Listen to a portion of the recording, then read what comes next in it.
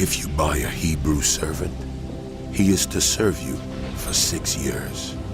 But in the 7th year, he shall go free without paying anything.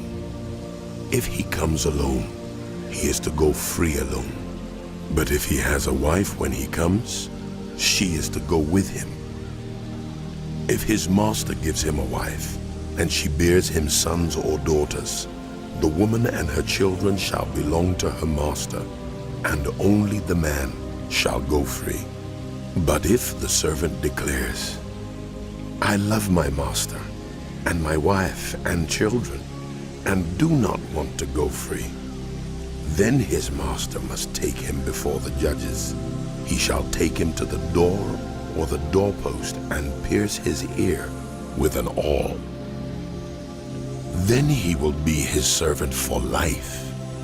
If a man sells his daughter as a servant, she is not to go free as male servants do. If she does not please the master who has selected her for himself, he must let her be redeemed. He has no right to sell her to foreigners, because he has broken faith with her. If he selects her for his son, he must grant her the rights of a daughter.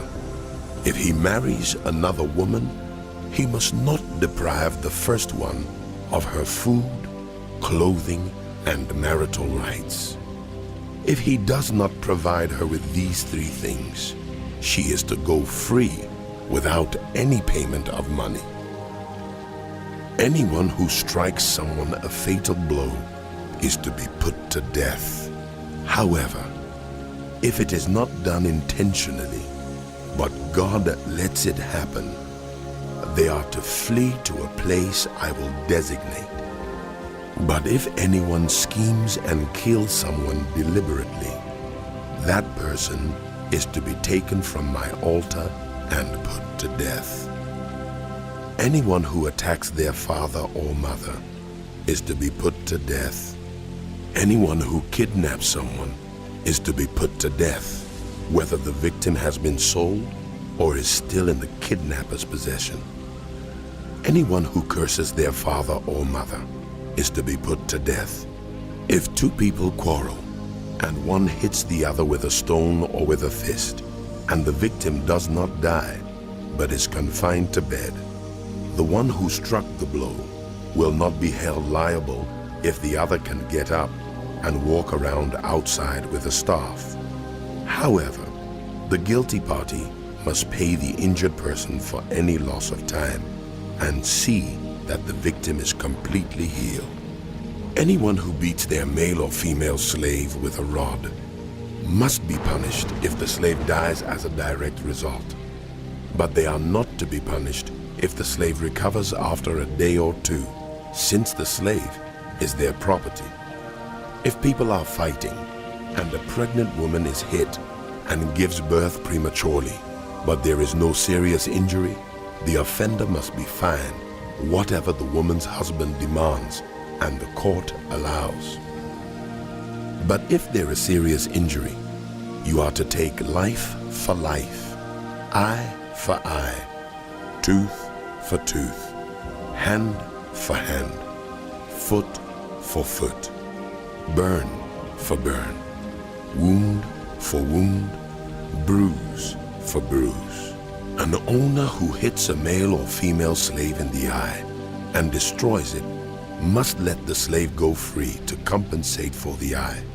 And an owner who knocks out the tooth of a male or female slave must let the slave go free to compensate for the tooth.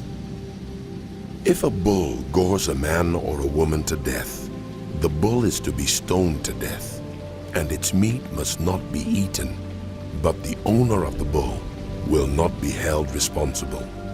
If, however, the bull has had the habit of goring, and the owner has been warned but has not kept it penned up, and it kills a man or woman, the bull is to be stoned, and its owner also is to be put to death.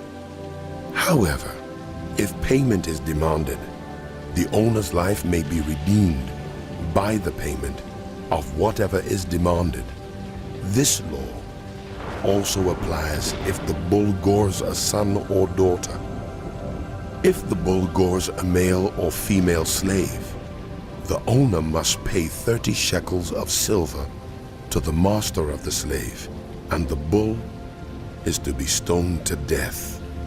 If anyone uncovers a pit or digs one and fails to cover it, and an ox or a donkey falls into it, the one who opened the pit must pay the owner for the loss and take the dead animal in exchange. If anyone's bull injures the bull of another and it dies, the two parties are to sell the live one and divide both the money and the dead animal equally. However, if it was known that the bull had the habit of goring, yet the owner did not keep it penned up, the owner must pay animal for animal and take the dead animal in exchange.